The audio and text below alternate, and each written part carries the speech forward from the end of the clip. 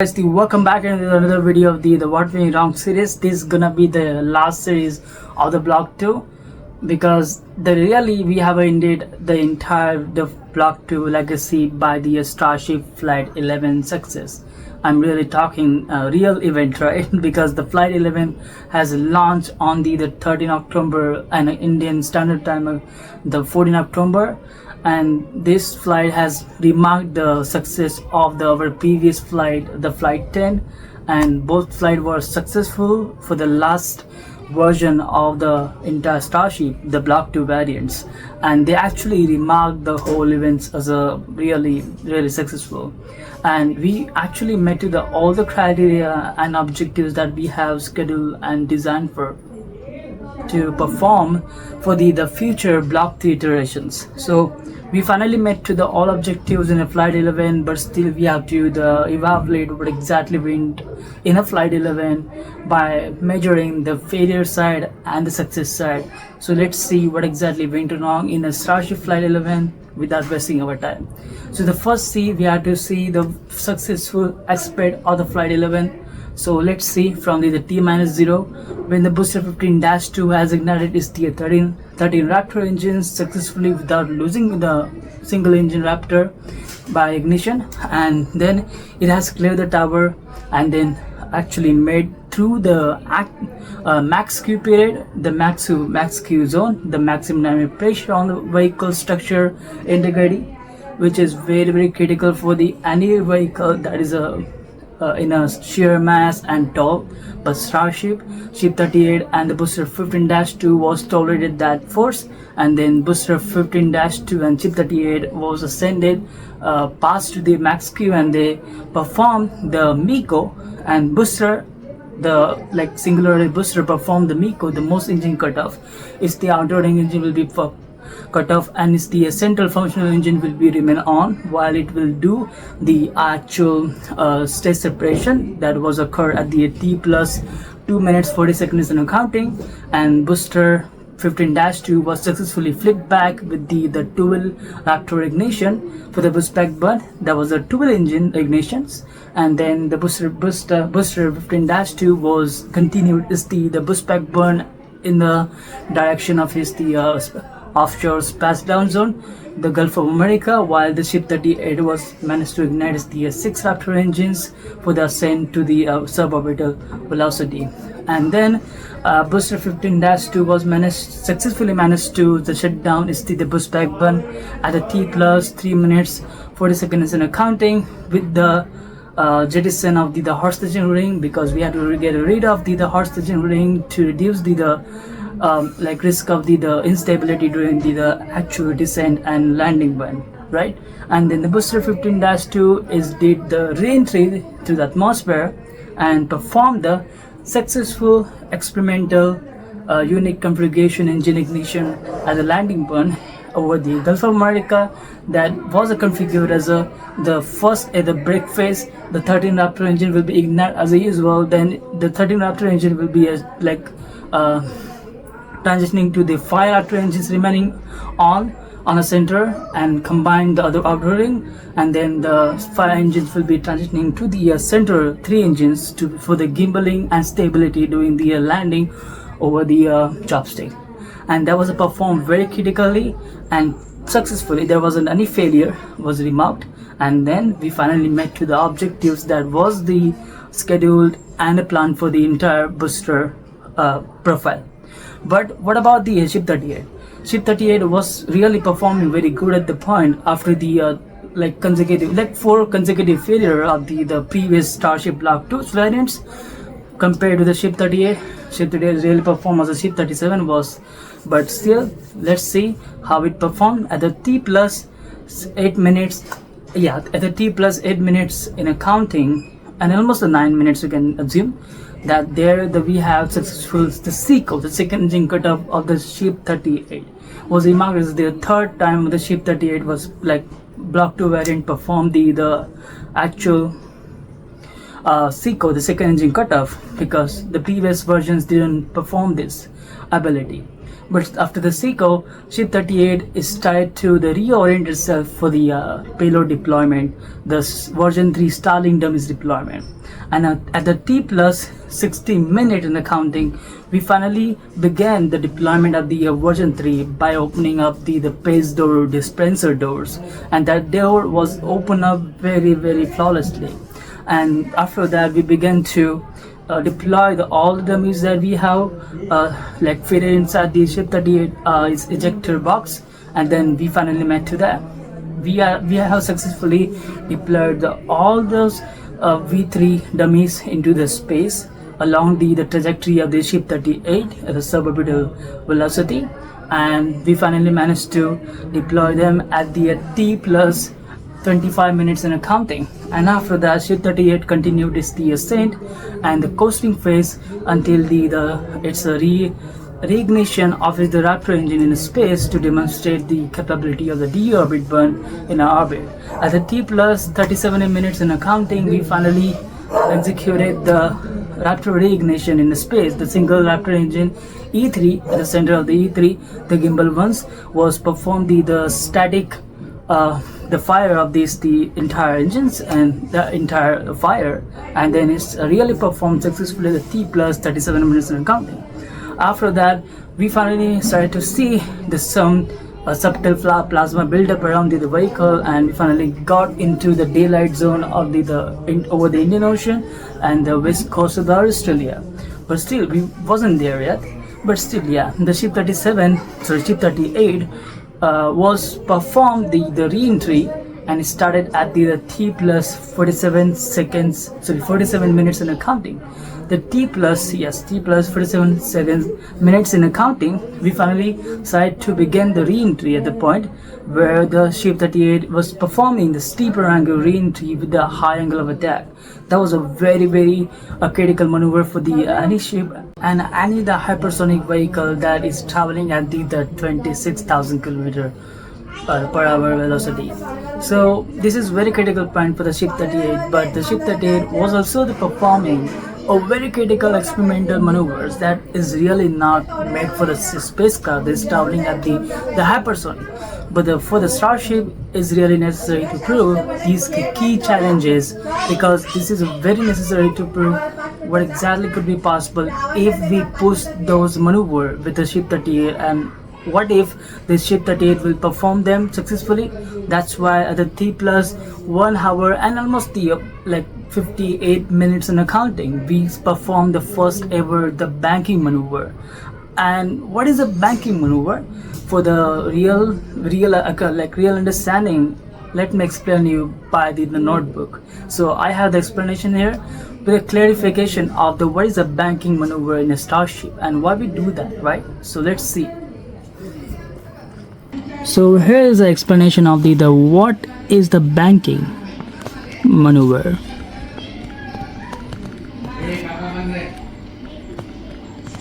So we actually going to explain this here.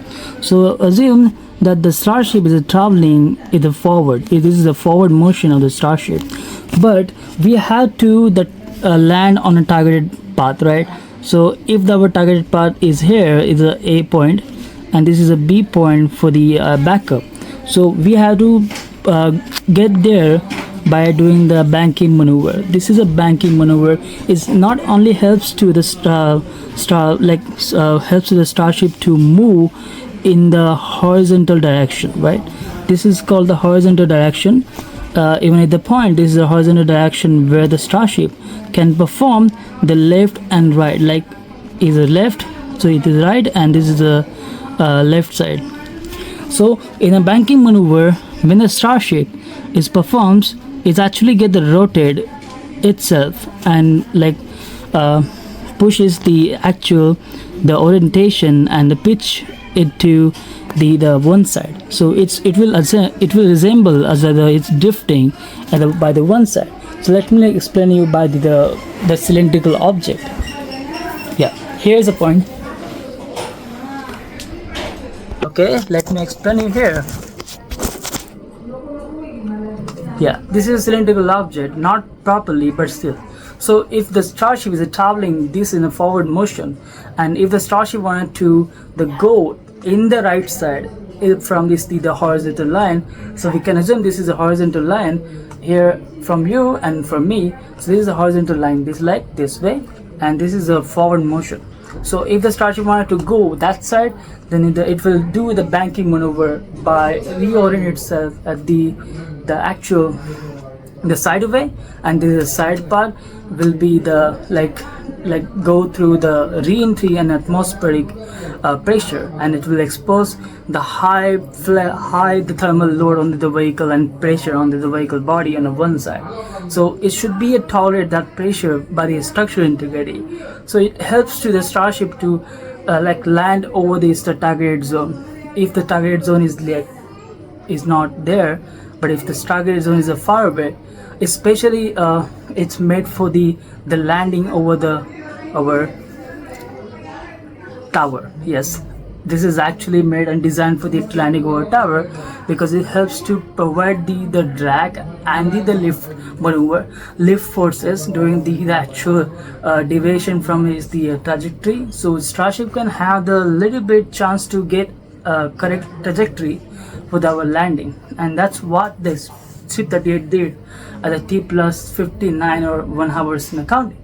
But the real part has come when the Ship 38 was performing the gliding and the skydiving at the T plus 4 minutes in accounting, T plus 1 hour 4 minutes in accounting, when it was performing the skydiving for the actual belly flop maneuver and flip maneuver by ignition of these the 3 center engines and transitioning to the 2 reactor engines at the end of the primary landing one. And that exactly happened at the T plus 1 hour 5 minutes 6 minutes in accounting. We finally was successfully managed to land the Ship 38 over the Indian Ocean, and we can see in the video there is a successful landing over the Indian Ocean. And the orientation during the landing was really good, because during the landing the Ship 38 had to be reorient and rotate itself on the direction of the windward side. So it really helps to keep the windward side away from the tower, its catching mechanism during the landing, and then we can have the successful landing on the orbital launch mount on the pad 2 in the future. Maybe this is a demonstration of the what exactly Ship 38 did in the flight 11. Hopefully my demonstration must be inaccurate, but still I'm just explaining you too from my idea and my knowledge. So let's see the failure aspect of the entire flight. There wasn't any failure, but to consider what exactly wrong is looked like. Let's see, during the ascent there was a few of the the forward flap below the seal was really the worn off, and that seal was like torn off something during the flight pressure, and that wasn't the real problem was occurred. But still there was any problem. If you study the problem, there was the key problems during the actual re-entry. So during the re-entry, Ship 38 was little bit stumbled to keep the banking maneuver and before its the re-entry path. So these all the reconfiguration, the Ship 38's first time exposure to these the real experimental maneuver, we can assume and we can presume that Ship 38 is the first time experiencing those structural pressures. So Ship 38 avionic and subsystems is really well aligned those maneuvers despite the deviation happens. But let's see. But see, it's actually Ship 38 performed what intended to be performed, right? And that's with we have ended the Ship 38 booster 15 to the final Block 2 version legacy. So that exactly went wrong in flight 11, and for you guys this is the salute, and they served the better legacy and effort in a Starship program. The Block 2 were incredible despite the 4 critical failures. I'm not stating them failure, but now we're going to do something extraordinary next time by learning from the Ship 30 and Block 2 versions. We finally made it, and wow. So guys, I made it as soon as possible before the flight 12. That not gonna be happening this year, but next year probably. But before then, but I'm not gonna shut down my entire channel. Okay, okay, that's exactly what happened. So bye guys. I'm It Impossible. My name is Godashi. You're watching in NASA Directory. It is impossible because before the actual all these event like a pad A demolitions and lots of things gonna be happen. So let's wait and see how the ship 38, ship 39, the block 3, the first ever with the Raptor 3 engines will perform in the future. So I'm very excited for that one. So bye. So guys, we finally going to perform the final static fire of the block 2 version because ship 38 going to perform is the final flight in flight 11. We excited for that one. Let's see final static fire of the block 2. Farewell to our chaosful journey of the block 2. Guys, finally we got the booster 15-2 on the orbital launch mount just 1 day ago, and finally we are going to see and witness the last static fire of the block 2 version of the booster and the Starship also. So the first, we got the booster 15-2, which means that this is a refly mission for the booster 15. It already has been used in flight 8, so flight 11 gonna be the refly mission for it. And currently, as we seeing on a display, that there is a pop vent is going on, which means that the sub chill downs of the hoses on the orbital launch mount is getting chilled and conditioned for the entire propeller. So we almost near to the propeller, so hope guys, this is the block 2 and I hope everything should go, and let's see the booster 15-2 static fire attempt. So bye. 3, 2, 1.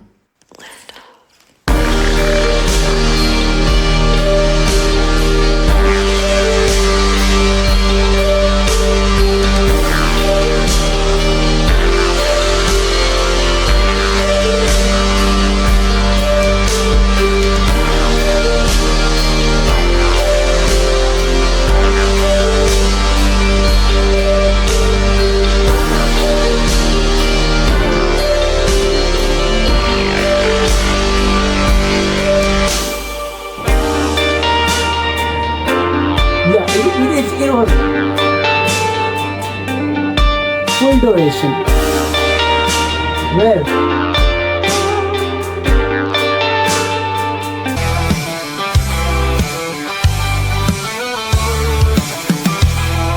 Joshi on the screen every Friday like a dream.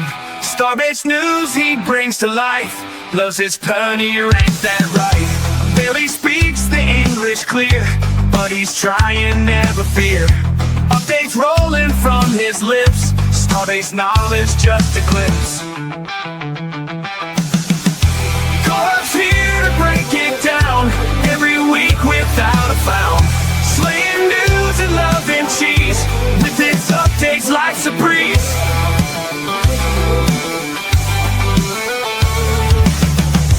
Watch him stumble, watch him strive, still he's buzzing and alive.